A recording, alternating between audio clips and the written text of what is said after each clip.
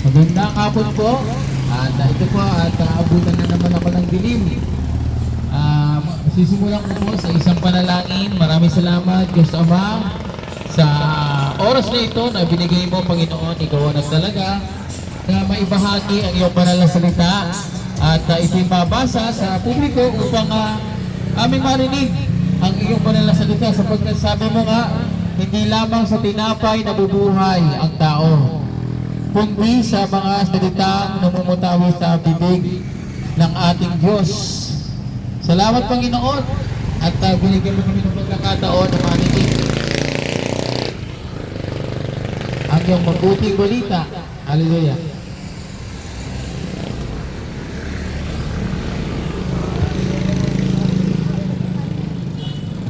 Mga kapatid, pakinggan po ninyo, lahat po tayo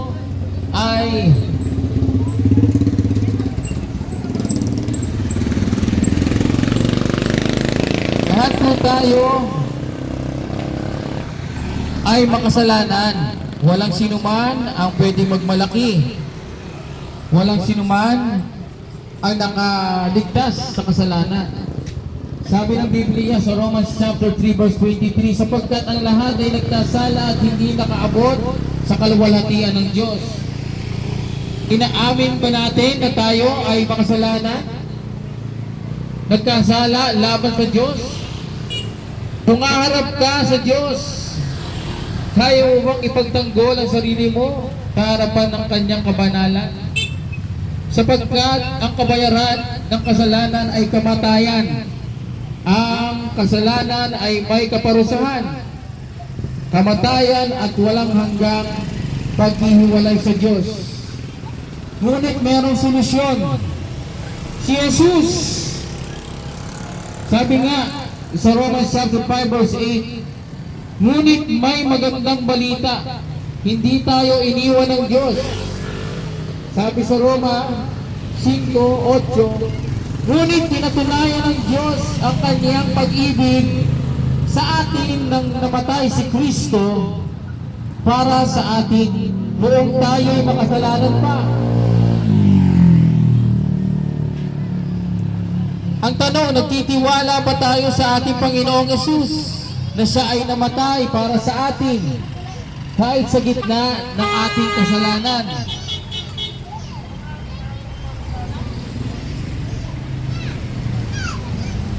At ang sasampalataya sa kanya ng buong puso ay muli siyang binuhay ng Diyos at maliligtas.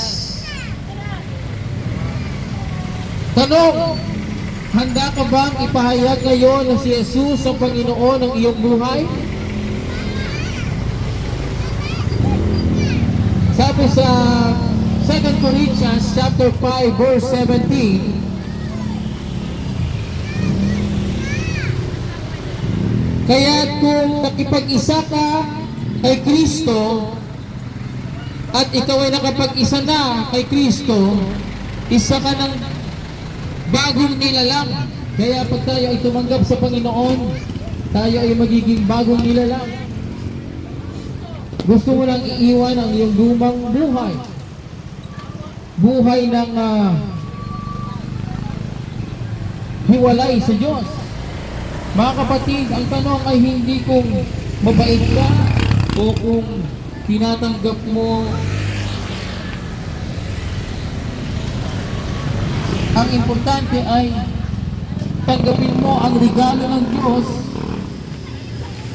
na ang Panginoong Yesus ang tumanggap ng lahat ng kaparusahan na dapat para sa atin, siya ang tumanggap. Kaya ating tanggapin ang Diyos sa ating puso. Sa pagkakapag-ibig ng Diyos ay gayon na lamang. Binigay niya ang kanyang buntong na anak na si Jesus, upang kung sino man ang sumampalataya sa kanya ay hindi mapapahamak, kundi magkakaroon ng buhay na walang hanggan. Ang buhay po na walang hanggan ay ang ating kaluluwa. Ang buhay po dito sa mundo, ang ating pisikal na katawan, ay mayroong hangganan. Hiram lamang natin sa Diyos. Kaya kung nais nyo at tanggapin ang ating Panginoon, ay sundan nyo po ang panalangin ito ay inyong sundan. Sabihin natin, Panginoong Yesus, inaamin ko na ako ay makasalanan. Naniniwala ako na namatay ka para sa aking kapatawaran. At ikaw ay muling nabuhay. Tinatanggap kita bilang aking Panginoon at tagapagligtas. Isulat ko po ang aking pangalan sa aklat ng buhay.